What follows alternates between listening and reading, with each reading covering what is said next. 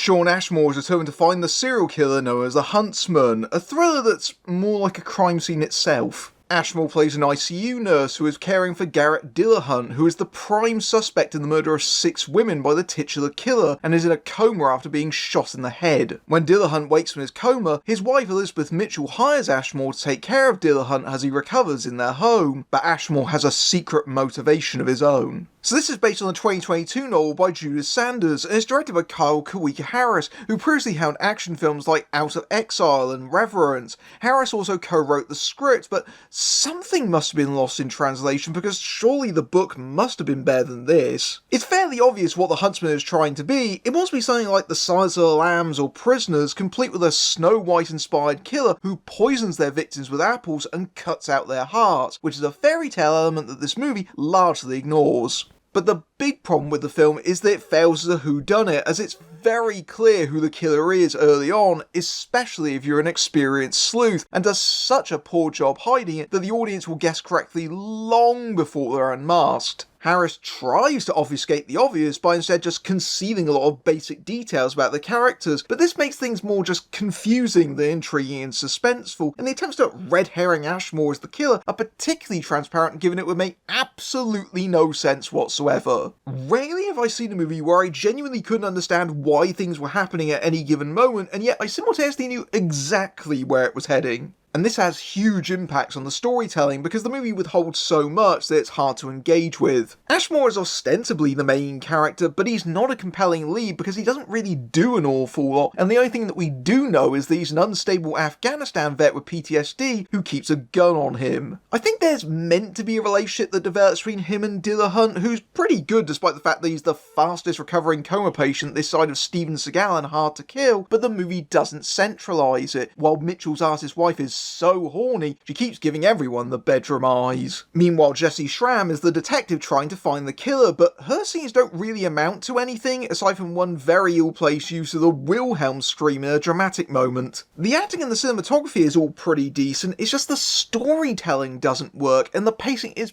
painfully slow, as the movie drags itself to a conclusion that's over before you can even blink, and you just think to yourself, yeah, I knew it was there an hour ago.